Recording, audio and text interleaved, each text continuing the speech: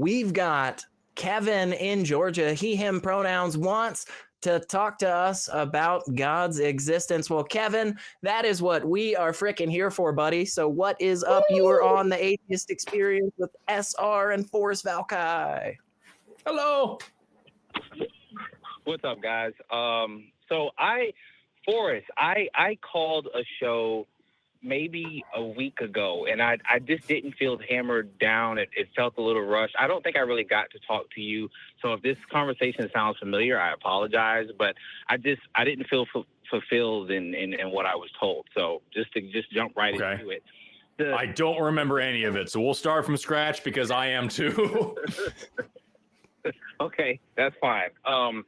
I like the intelligent design argument that gets brought up a lot. One thing that I've heard said, which makes perfect sense, is like if I said, who made that car? Did that Lexus just come about? I can go to YouTube and I can type in how to make a Lexus, and you can see that Lexus being made. And that kind of confirms that. And I could do that with pretty much anything I see, light poles and, forks, whatever.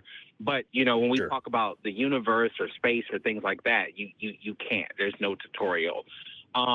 Could you tell me why I'm incorrect for being annoyed with not at least having the premise of, okay, I'm going to be honest and say I feel like it makes sense to start with the premise that I do believe there is an intelligent designer, only because, not who he is or what he's called, but only because I might not have that YouTube video like I can with the Ford or the Toyota, but I don't know anything that becomes a thing. It's pretty funny. You said on one of the shows, what's the thing that makes the thing? And I was laughing. That was funny. But I guess what I'm saying is I don't know the thing that makes the biggest thing, but I have so many examples of things being made by people or people smarter or greater. So why is it like incorrect to at least have the premise of, I'm not going to 100% say that a God exists, but if you had to put a gun to my head, I'm like, yeah, probably. Like, why is that premise incorrect? Do you want to go first? Because I've got like 4 different things. No, please go wherever, man, and then I'll tack on at the end. Yeah. Okay. So the first thing is that the reason why this is problematic is that we don't have. So the reason why we can say that I know this Lexus was designed by human beings and this other thing wasn't, like say a rock or a tree or whatever like this, is because we can draw that comparison between something that's natural and something that's artificial, I'll say, for lack of a better word right now. If you're coming into this conversation, however, trying to say that all of the universe and all life and all these things were all designed by God, then you don't have anything else to compare that to. So I don't know how you're making that assessment. You can't say this is clearly a thing that's divinely created, and here's another thing that isn't, because you don't have the second thing that isn't. So that's number one. Number two is that I don't, even if we didn't know anything about how planets or stars or life or new organisms or anything else formed, even if we didn't know anything, I don't know isn't the same as magic.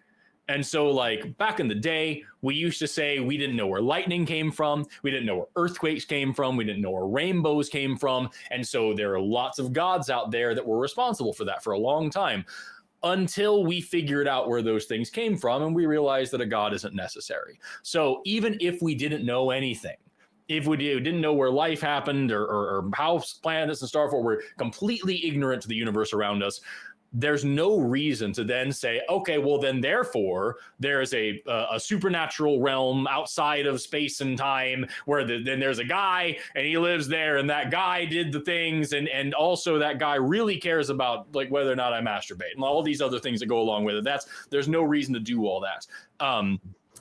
Third thing, even if you did have a good reason to believe in some guy that lives in these places, that's not the only ask. So like, we're talking about planets forming or life forming or evolution or whatever. It's not just one thing.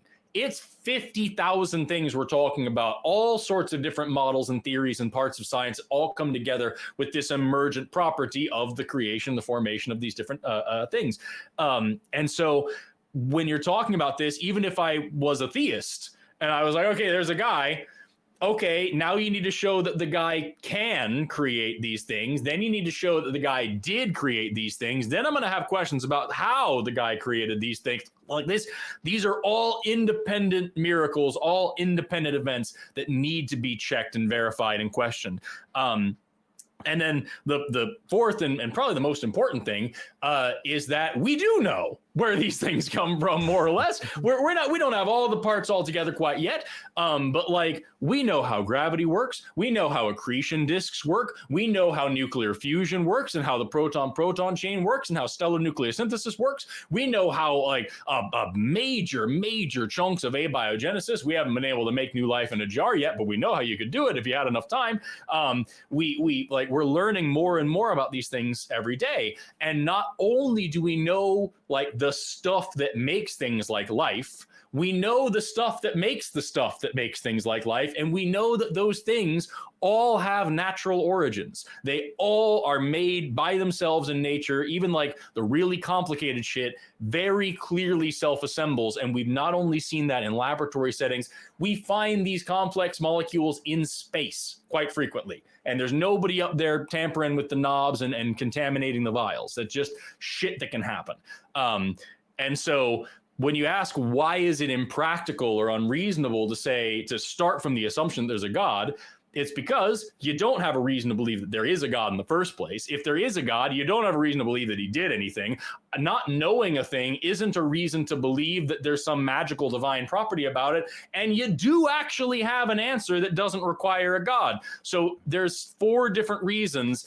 And altogether makes kind of a big argument for like not just jumping to magical conclusions, which you wouldn't do and shouldn't do for anything else either. Mm-hmm. Yeah, what do you think on all that, Kevin? I know it was a lot, but we'll give you a little bit of time. No. I'll definitely concede that you're jumping a lot of pieces on the chessboard to say checkmate before you've even done the.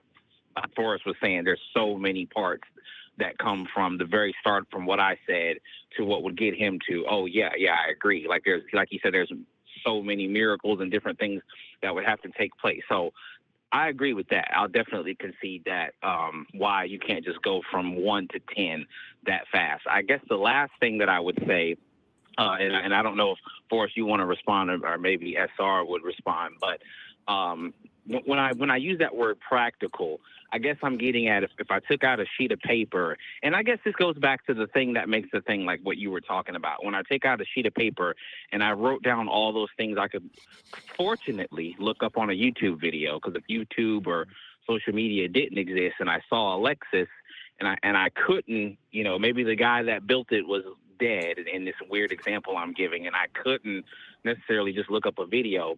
If I could write down all the things on the left sheet of paper of was that made by someone, I've got millions and billions of things. And then on the other side, you say, okay, universe, stars, and all those little things that make gases and stuff like that. I respect, I don't know. I'm cool with that. Back to the part that where I get annoyed by is, okay, I'm okay with I don't know. But if I say, I'm gonna go out on a whim and say, yeah, somebody made that too, I feel like that only comes from a place of I've got so many other things on this left sheet of paper. With this one thing, I have a hard time saying no. I don't know. I'm cool with I don't know. But to say no is like, well, but I've got a billion other things on the left side of the sheet of paper. Does that make sense? You kind of, but in fairness, Kevin, you do say no to certain things, yeah? Like on that, like the answer to all that stuff that you don't have those YouTube videos for, like it's not Thor, right? Like you're pretty confident on that. It's probably something more in the style of this European, Jesus-y, son of, the almighty thing, right? Like maybe it's a bit more vague. Maybe it's, not exactly the same guy who drowned all the babies in Noah's time, but like it's probably something in that vein. And you probably feel pretty confident about saying like it's definitely not Zeus, right? Okay. Yeah. Yeah. So Right. there are certain constructions of a deity, right, that we just can comfortably rule out. There are others that, yeah, we would still be taking a leap, right? We wouldn't exactly be following that logical syllogism correctly there, okay? But then the question would come up, exactly what Forrest was just saying, of like, yeah, but what is your reason for then saying that? You're right. Like, technically, there's not something already, some glaring red flag that's like, can't be that guy, can't be that version. But then you have to ask the next question, which is, okay, what is it that leads me to accept this? And it kind of seems like you're already in the boat of saying, I don't really have anything there, man, which is fine, which is totally cool. Forrest and I aren't here to say that, that vague, nondescript version of a deity definitely doesn't exist. But like the God of the Bible seems to definitely not be the one, because there's contradictory things when it comes to the world we see around us. And so it's okay to rule that one out. Okay. So I guess the only thing left for me to say is I don't have a problem with the perspective you guys are coming from as far as not having the good reason or the good evidence to support that. And I will be the first one to admit that from just my own premise, I do make that decision that the God that I believe in is real. Yeah. Do I feel like I have evidence that is enough for me, and that doesn't mean it has to be enough for you? Yes. Do I feel like we should make a periodic table off of it? No. We don't do that with things we actually do live every day by our life with. I'm cool with that. I guess the center of what I was getting at was I feel like the standard changes based on the conversation we're having. And I've heard a lot of times, well, yeah, if it's extraordinary, it has to. I guess so, but I just feel like if we live our lives every day using that standard, are we not creating our own bias when we change that standard just because the subject is different? That's all. What standard? Maybe I'm not following. No, please go ahead, Forrest. If you were following fully.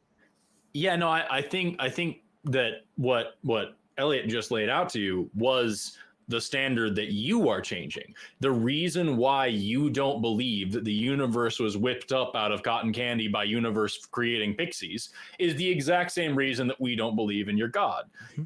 We're not saying, if I give the common example, if I tell you there's an elephant on the other side of the wall behind me here, you can say, yes, there absolutely is, or no, there absolutely isn't. And both of those would require evidence. Or you can just say, I don't believe you.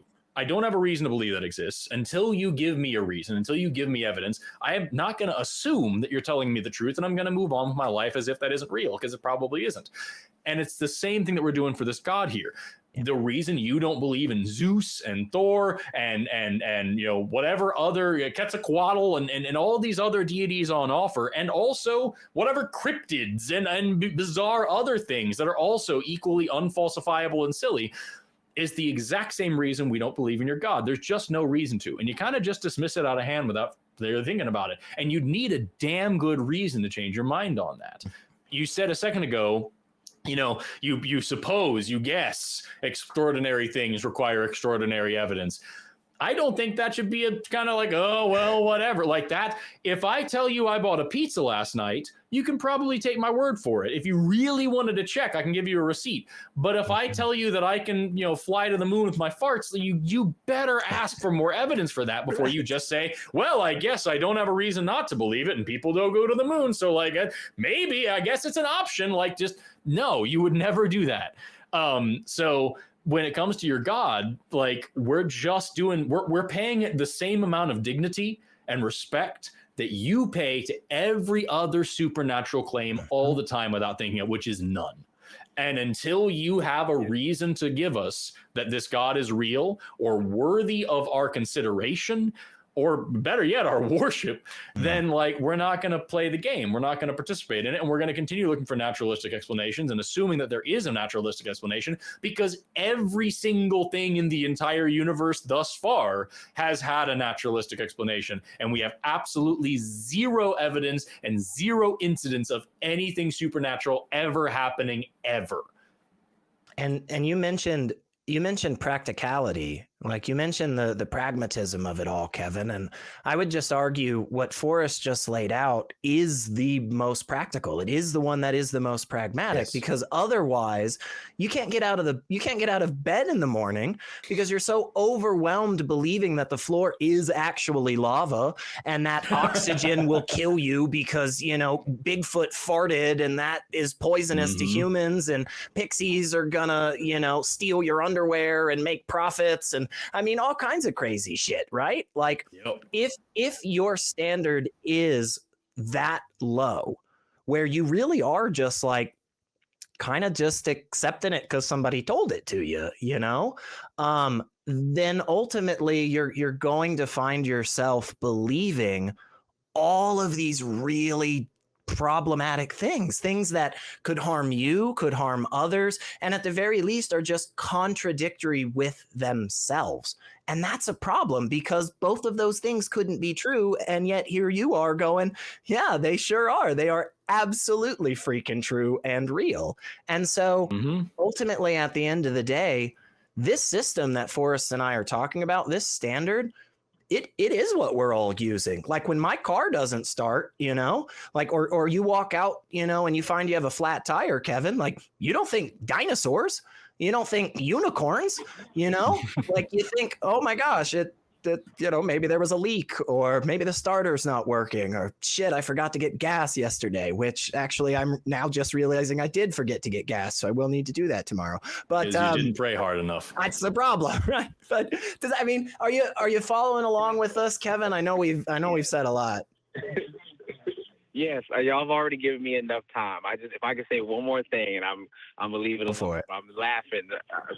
But the last, I'm kind of a sport meathead, so excuse my analogy. Okay, this is the last thing that I wanted to say. But just the avenue that I was going down is when I talk to a parent sometimes, and they'll say, "My kid, you know, they want to be a professional swimmer or MLB player," and I'm like, okay, you know, so what does he do like on a normal basis?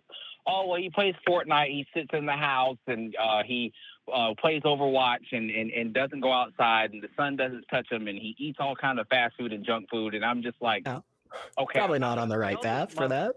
That's not gonna happen. But I can't tell her that with absolute certainty. I've just never seen somebody make it living like that.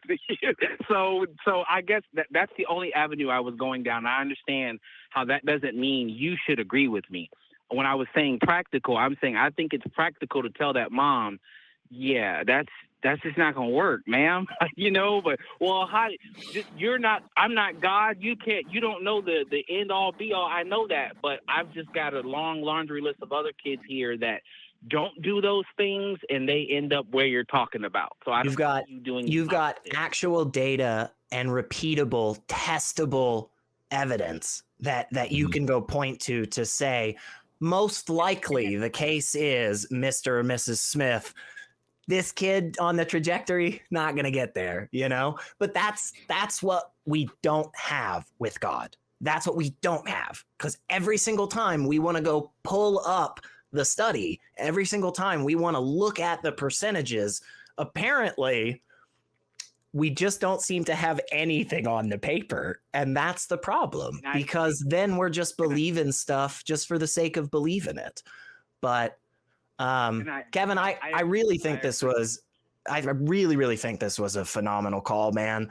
I hope you also enjoyed it, and I hope you give us a call back. Because this is the type of this is the type of discussion I want to have, where we're just being honest and we're just laying it all out there. And you know, there's no reason for us to call each other names or have some gotcha moment or anything. This was just, it was a good, honest discussion, man. And I think, you know, as long as we keep approaching this wanting that type of truth, I think all three of us are going to keep getting more and more of it, man. So